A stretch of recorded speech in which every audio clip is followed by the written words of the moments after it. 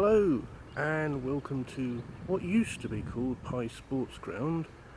I'm not sure what it's called these days, but if I turn the camera around you can see I'm not far from where I was last week, the Technology Museum, and then if we head round the other way, the red brick building is the only Pye electronics building left.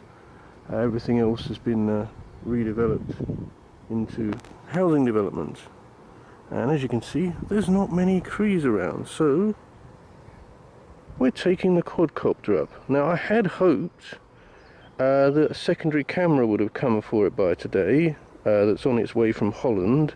Unfortunately it hasn't come, so we're going to have to make do with the built-in camera, but we'll see what we can do, because as you can see we're not far from the Technology Museum and the river in front of that.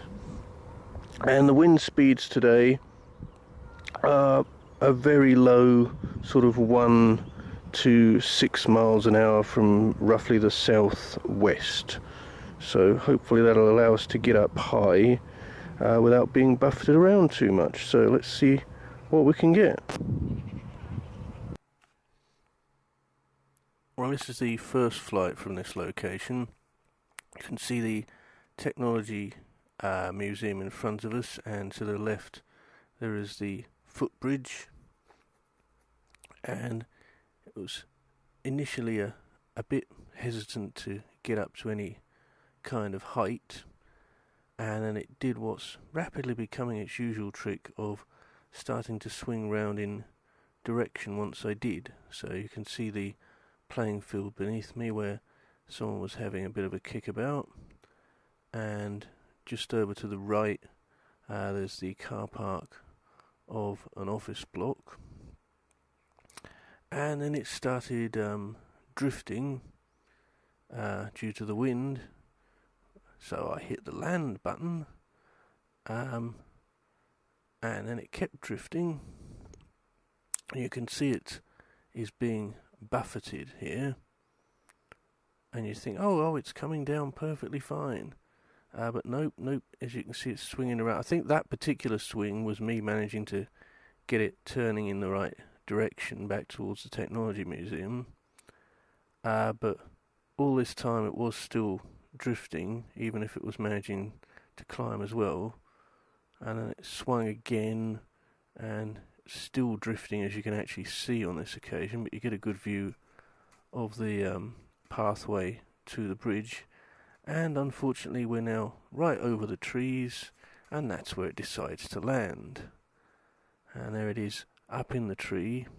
Thankfully I looked through the settings, and there was a mode, there it is up in the tree, and there is a mode called random shake, and I hit random shake and it brought it back down to the ground.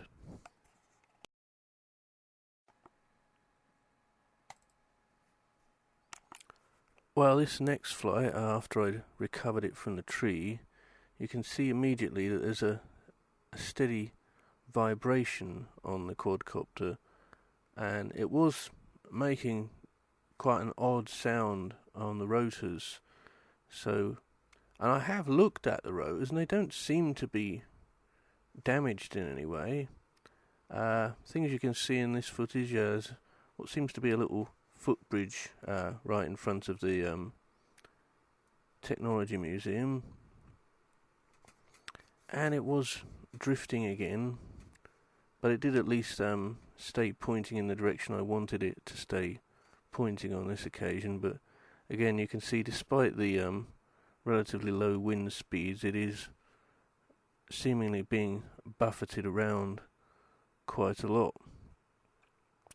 So I rapidly decided to bring it down to land again, and there was just one last flight after this. Well, this final flight was also thankfully the highest one. You can still see that vibration, unfortunately, particularly on the chimney of the Technology Museum. I'd also come a bit further across the sports field to compensate for the fact that it kept drifting to the south, and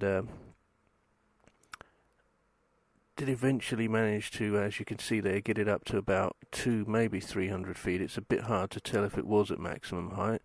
To the left of the picture there, you can see the lighting towers of Cambridge United football ground, and unfortunately our good friend drift was happening again here, so I was reaching for the landing button, and this time, instead of drifting for trees, it decided to drift towards the footbridge. So this happened. Bonk. Hello, grass. Well, I'm quitting while I'm ahead. As you've seen, things already managed to land in a tree once. Thankfully, I discovered random shake mode today that saved us from a fate worse than death, otherwise known as losing a quadcopter again. So I'm going to have a look at another possible launch site, but if that doesn't work out, then this will be the last of the flying today.